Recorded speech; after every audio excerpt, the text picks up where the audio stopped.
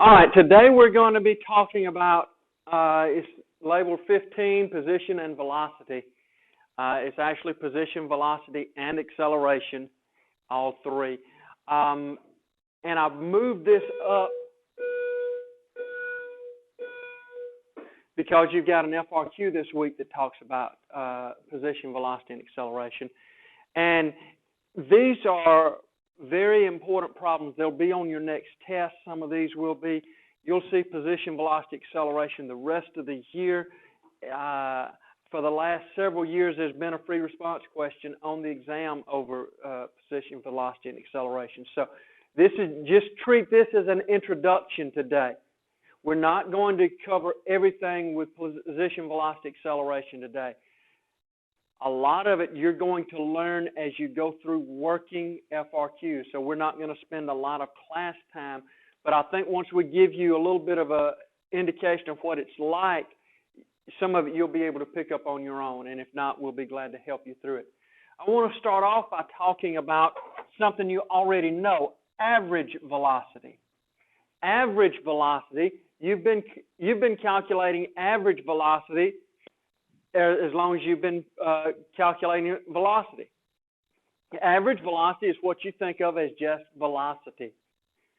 Average velocity, to find the average velocity, you find out how far did you go, how long did it take you, and that's your average velocity. So this is the formula that you've used in the past to find average velocity. There's no calculus involved in it. You're taking the position at one place minus a position at another place over the time from one place to the other place. You've been doing that before. It's easy to do. We can't do instantaneous velocity until we get calculus, and that's what we're going to talk about today. But before we get into that, let's look at these three problems down here that say find the average velocity over each of the following intervals. Okay? So this is saying from time t equals 1 second to times t equals 2 seconds, and this is the formula for the position. Position is often signified by the letter S. So to find the position, this is just an example that I made up. If a calculus book is dropped from a height of 160 feet, its height S at any given time is measured by this position function in feet, and t is in seconds. So if we want to find the average velocity from 1 second to 2 seconds, we're going to use this formula up here, and we'll find the position at 2 minus the position at 1 over 2 minus 1. Now you're capable of doing that. So I would invite you to take out your pencil, take out your calculator, whatever, and figure out what that is. The position at 2 using this formula up here, the negative 16t squared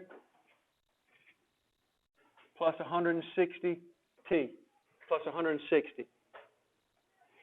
So if we put 2 in there, 2 squared is 4 times 16 is 64. So I think that becomes 96 minus, if we put a 1 in there, we get 160 minus 16, 144 over 2 minus 1, which is just plain old 1. Did anybody else get those numbers? All right. So we get negative 40. Is that right? Negative 48? Okay, good.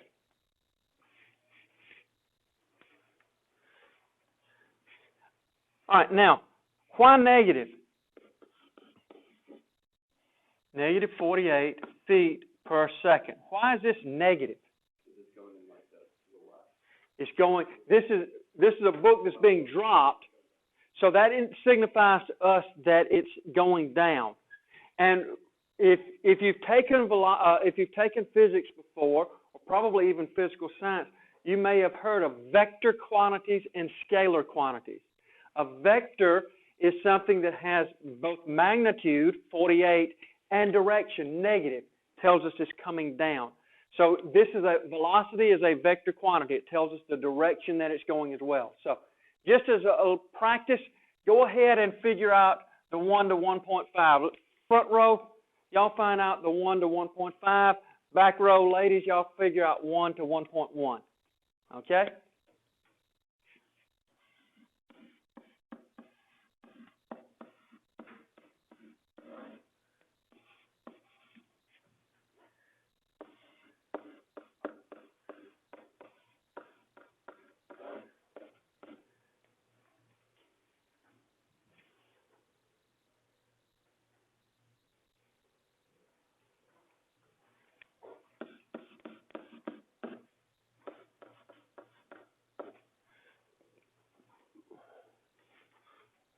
Five squared is 2 1/4 times 16.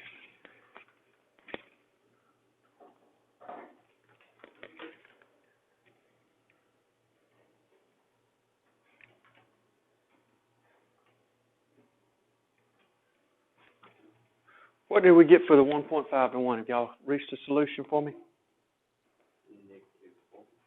Negative 40. Did anybody else get that? Okay. Ladies, did y'all have one for the 1.1 to 1?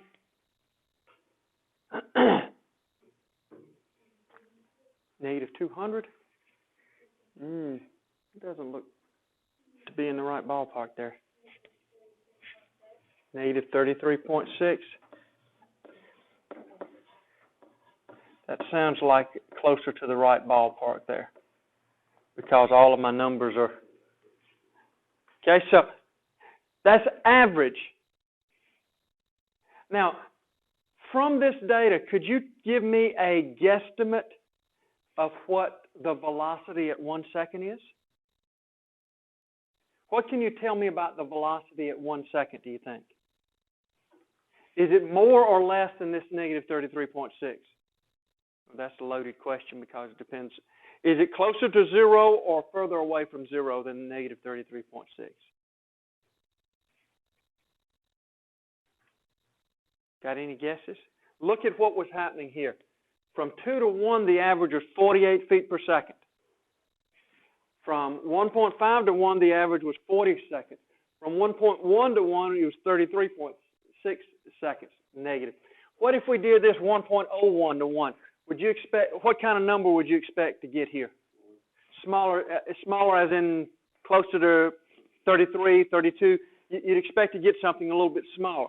But none of these tell us exactly how fast it's going when it gets to at the 1 second mark. In order to do that, we have to have something called the derivative, which evidently is very difficult for me to get to here. All right. I don't need that, I don't need that, I don't need that, I don't need that. Okay? Instantaneous velocity. That's what we've already briefly alluded to. Instantaneous velocity. This is at an exact moment in time. Exact moment in time. It is the derivative of the position. Okay? So suddenly with calculus, instead of getting the average, we can figure out that the instantaneous velocity is. So if our position is negative 16t squared, what's our velocity function going to look like, which is the derivative? What's the derivative of negative 16t squared? Come on, this isn't hard now. Negative 32t. So suddenly this is very powerful, because now you can tell me the velocity at any given second or fraction of a second. The velocity at 1 is negative 32 feet per second. Now follow me there? So you could find the velocity at negative 2, find the velocity at 2 seconds, or 3, or 3.5, or pi, or the square root of 3. Any time you could find out what the velocity of this thing is. Does that make sense? That's the instantaneous velocity. So now you need to be careful when you're reading questions. What are we asking for? Average velocity or instantaneous velocity? Instantaneous velocity requires calculus. Average velocity doesn't require calculus. All right? So let's look at these, at some questions here if I can figure out how to make this board go. Now, these are not problems. These are questions that I think will prove very beneficial for you knowing the answer when you get to problems. So looking at this, when an object traveling upward, reaches its highest point, describe its velocity. So you got the picture? Something's moving upwards. When it gets to its highest place, talk to me about its velocity. 0. Right. The velocity equals 0. Is there any way around that? Can it get to its highest point and its velocity still be positive? Why not? Why can't I get to the highest point and the velocity still be positive? If the velocity is still positive, that means I'm still going up. Well, could it be negative? No, because if it's negative, it's coming back down. To be the highest point, velocity equals 0. So anytime you're asked a question that says, when does it reach its highest point? That's telling you, I need to know something about when the velocity is equal to 0. That's a clue for you. That's a good indication you've got to find out when the velocity equals 0. What about when an object is moving left and right? Okay, picture this in your mind. I'm moving left and right. What has to happen to my velocity? It's got to hit 0. Okay, so to turn around, I'm moving, I hit 0. I didn't turn around. So hitting 0 is not enough, people. What has to happen for me to turn around? The velocity has to get 0. What else has to happen?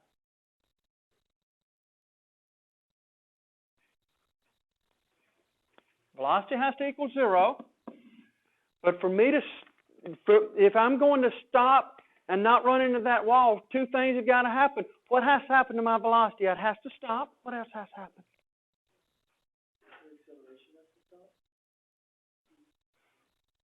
Well, yeah, probably so, but I don't want to go that deep into it. I want to talk specifically about velocity right now. What has to happen for me to turn around? My velocity has to become 0, and what else? That's right. The velocity has to become 0 and change signs. Okay? I know what you mean by becomes negative, but what if I'm backing up? What has to happen to turn around? My velocity has to stop, and then my velocity has to become positive. So in order to turn around, in order for something to turn around, the velocity has to get to 0, and then it's got to change and go in the opposite direction. So just coming to 0 doesn't mean I turn around. You're going to get in your car this afternoon. Hopefully, you're going to stop before you turn out on the Highway 78. Okay? But you're going to start back up. That doesn't mean you turned around. You just stopped for a momentary time. Now, this is the hard part. If an object is slowing down, do you understand what I'm saying? The object is slowing down. Go back to being in your car, okay? You're driving along. What has to happen to slow down? Acceleration. Do y'all follow that? If you're driving along at a certain velocity, in order to slow down, what are you physically going to do in your car? Take your foot off the accelerator at least. Hopefully put it on the brakes too, but at least take it off the accelerator, okay? So in order to do that, the acceleration has to be negative. What if I'm backing up? What has to happen to the acceleration? What if the car's rolling downhill? How am I going to stop it from rolling downhill? Brakes. The acceleration. I've got to either brake it or I've got to accelerate it in the other direction. This is key here for the speed to be decreasing. The velocity has to be one direction, and the acceleration is the other direction. Okay. velocity and acceleration have different signs. Okay? Think about that. If I'm moving forward and I'm accelerating, I'm getting faster, right? My speed is increasing. But if I'm moving forward and I'm decelerating, if I'm going to the stoplight but I see it's red so I take my foot off the gas, I'm decelerating. The acceleration is going in the negative direction. I'm no longer accelerating. I'm slowing down. So in order for the speed to be decreasing, velocity and acceleration are working against each other. What about for speed to be increasing?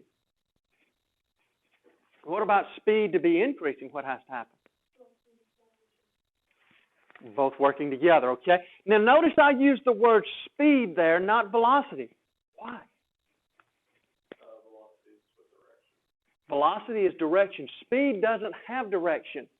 Speed is just how fast I'm going. So therefore, technically, you could say that your speed could be zero. Right. My speed. Your velocity could be zero when your acceleration is actually. That's right. In fact, more than likely, if your velocity is zero, your acceleration is something. Otherwise, you're just going to sit there. Because if it's not something, I mean, you're just going to sit there then. But key thing to remember, speed is not talking about a sign. Speed is just a number. So if I'm backing up, my velocity is negative 7 miles an hour, but my speed is just 7. I don't care which way I'm going for speed. You know, the cop does not care if you're going 70 miles an hour positive, forward, or backwards. Either one, he'll give you a ticket, okay? Either one. So just remember that it doesn't matter the direction there. The direction doesn't matter when we're talking about speed, okay? Don't try that, okay? I did not say try that. All right, any questions about these here? I would probably mark this page of notes somewhere because you're may want to return back to this as you get to PVA problems later on. You may want to say, oh, what did we talk about there? All right, so let's look at a problem. At time t equals 0, a diver jumps from a platform diving board that is 32 feet above the water at a velocity of 16 feet per second. Now, first of all, we don't have an equation here. Does anybody remember the generic formula I wrote up here a few days ago for position in an object in free fall? Is it 1/2? I mean, to put it in terms, 1/2 AC squared plus V initial squared plus, V initial times time. Plus position. That's right. This is it. This is the way I write it, okay? These are the symbols that I use for it. 1/2 AT squared plus V naught, the initial velocity, plus S naught, the initial position. Okay? That's a formula you're going to commit to memory because you're going to have to use it and fill in. So there's our function in generic terms. What's our function for this specific problem here? What is our S of t for this particular function? Well, we've got to have an A.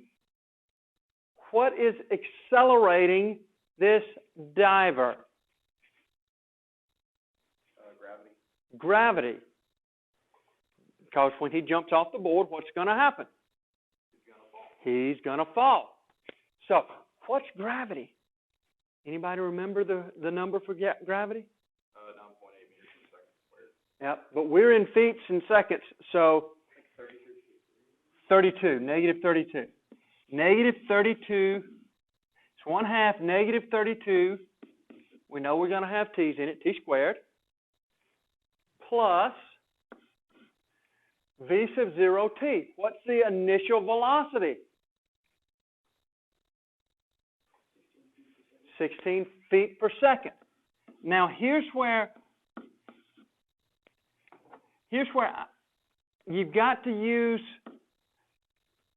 what you're told in the problem and understand something. Feet per second is a velocity. So if you're having a hard time reading it and understanding, well, which one's the velocity, look for the one that's per second. If it's per second, it's velocity. If it's per second or per second squared, it's acceleration. If it's just a linear measurement like this, it's a position. So what is our initial position? 32.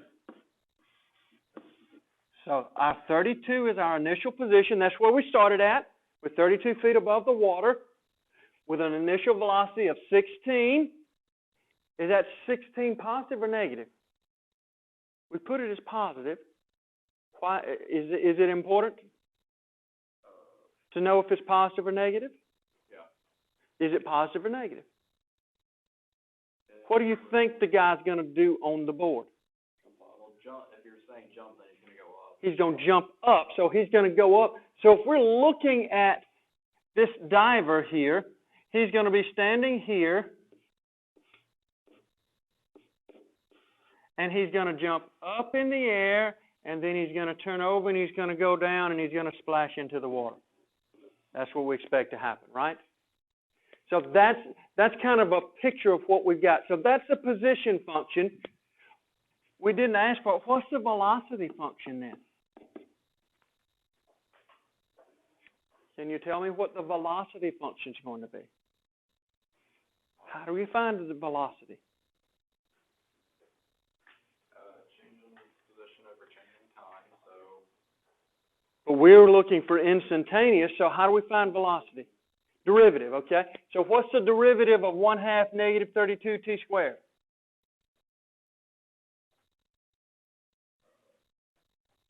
Come on, folks, this is not hard math here now.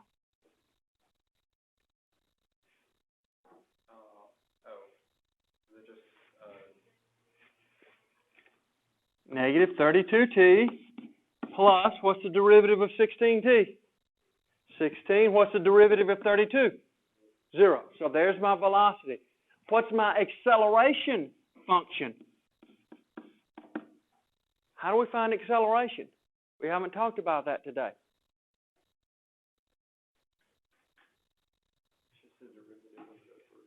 That's right. The acceleration is just the derivative of the derivative. It's the second derivative of position.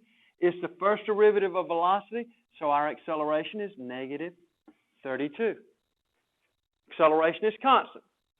Gravity is always pulling him down. So now what about B part? B part says, when does the diver hit the water? What kind of answer are we looking for if we say when? Time. When does the diver hit the water? So we've got to use a formula that's got time in it to figure out when the diver hits the water. Well, we've got three of them. We've got position, we've got velocity, we've got acceleration. Which formula do you think we should use to find out when the diver hits the water? You gotta find when t equals 0. Or when the position equals 0. When the position equals 0? Why not velocity? Because velocity doesn't tell you when he hits the water, does it? What would the velocity being 0 tell you? When he started. Well, no, that'd just be highest point, right. Velocity being 0 would tell you his highest point. So we want to know when he hits the water. So we want to know when is S of t equal to 0. Well, if I clean that up, it looks like I've got negative 16t squared plus 16t plus 32. Set that equal to 0. How are we going to solve negative 16t squared plus 16t plus 32? Quadratic formula or factoring, one of the two, okay? Please, nobody move the 32 over and then start factoring, okay?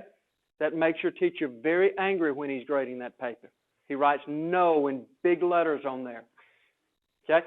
I see this as a factorable problem. I'm going to factor out negative 16 and get t squared minus t minus 2 equals 0. This is calculus class. This is not factoring class. This is not solving quadratics class. So expect these to be relatively simple to solve most of the time. If you come up with outlandish answers, I'd go back and question that.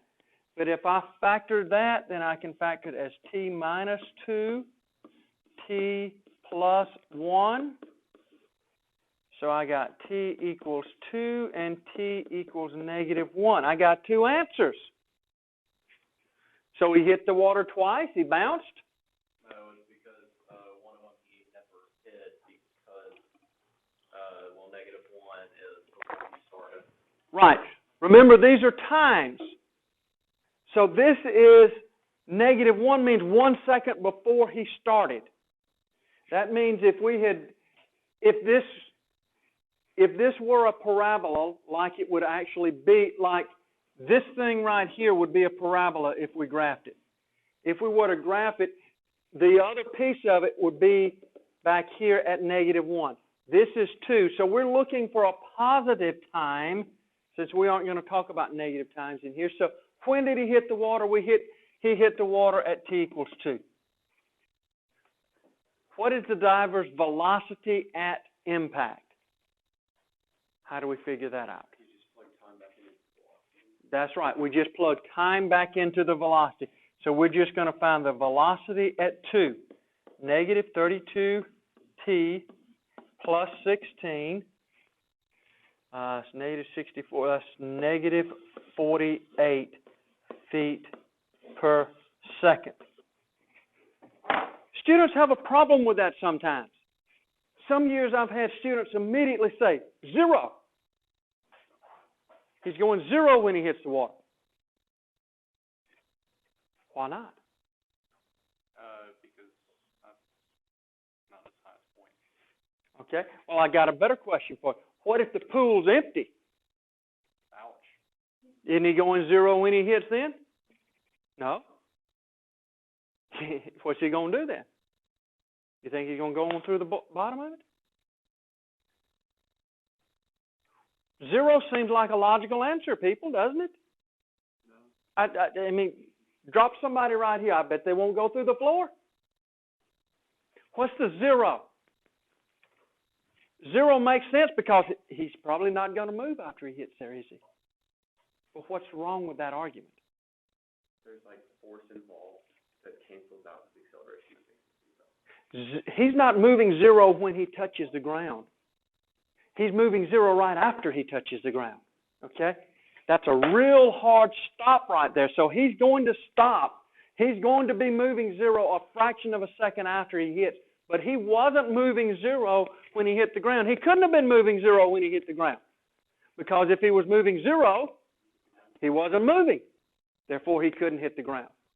Y'all all seen the Roadrunner cartoons where he's falling, the plane's got, here's one I remember, the plane's going down, it runs out of gas right before he gets to the ground, so then he just steps out because he stops there. It doesn't happen in real life that way, people. It's still going to keep falling there, okay? This is an example of a simple type problem that you will have with position velocity acceleration. Now, they will get far more complicated over time, but we'll start off with some of the relatively simple ones, okay? Last thing I'm going to talk about, and then I'm going to turn you loose to actually work on some stuff. You're going to hear these 3 terms thrown around quite a bit. Position, displacement, and distance, okay?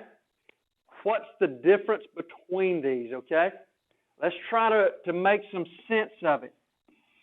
The formula that we wrote up there, the S formula, is the position function. Okay?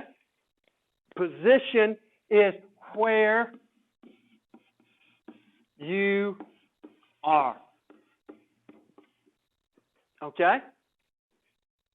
Now, position implies that there's a starting point, okay? If we go back to this problem that we just finished, where is the diver after 2 seconds according to the position function? According to the position function, according to this thing right here that I'm going to try to highlight, or maybe just draw a line through. According to this, where is the diver at 2 seconds? At 0. Okay? So he's out of place. But the zero means something because we define the water level to be the starting point. So position means that we have a starting point to something. Y'all could have both worked this problem, both set it up differently, both got the right answers as long as you clearly define where you're starting at. We defined the 0 point, the water, to be where the 0 line. We could have just as easily defined the platform that he started at as a 0 point. Our answers would have been different, but as long as they accounted for the same amount of travel between them, we'd have been okay. So most of the time, all of you are going to define them the same way. But sometimes physicists get crazy with the way they want to do things, and they define them differently. So just want to let you know, but you can work it that way. Position has a place that you were defined to start off with. Displacement. Displacement is where you are. I'm not going to say not where. How far are you from where you started?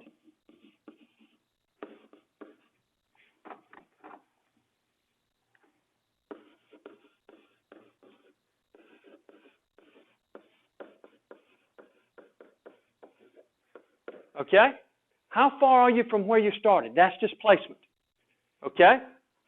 I'm starting right here. I take 2 steps.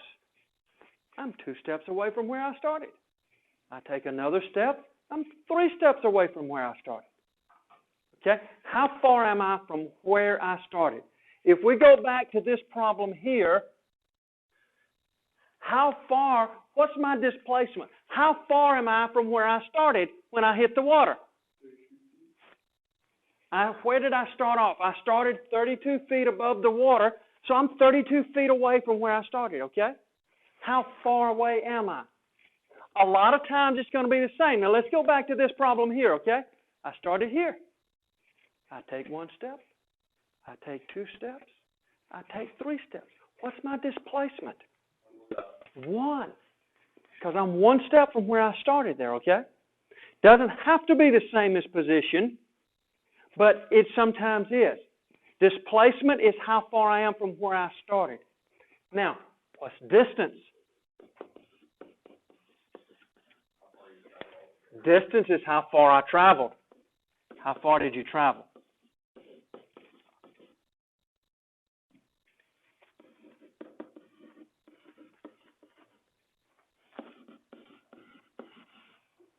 Okay? Again, sometimes distance and displacement are going to be the same thing. Sometimes they're not. The example that I just gave you, I went 1 step, I went 1 step, I went 1 step back. My distance traveled is 3 steps. 1, 2, 3. My position is just 1. My displacement is just 1. My position is 1 unit from where I started from, okay? Beginning to see the connection between those 3, okay? That's going to get really tricky the further we go into it, probably in about 6 weeks or so. Those are going to get a little bit trickier, but I wanted to give you a little bit to start with today. This is how we work with those. These are things you need to be sure you are aware of with them. Do you have some understanding now of position, velocity, and acceleration? I think there's a few homework problems for you to look at with this. You've also got the homework from chain rule last night. If you haven't gotten to the last 2 problems on last night's homework, oh boy, they're doozies, okay? You're going to have fun when you do get to them. But you've got the rest of the class today to work on chain rule, PVA, WebAssign, FRQs. Have fun.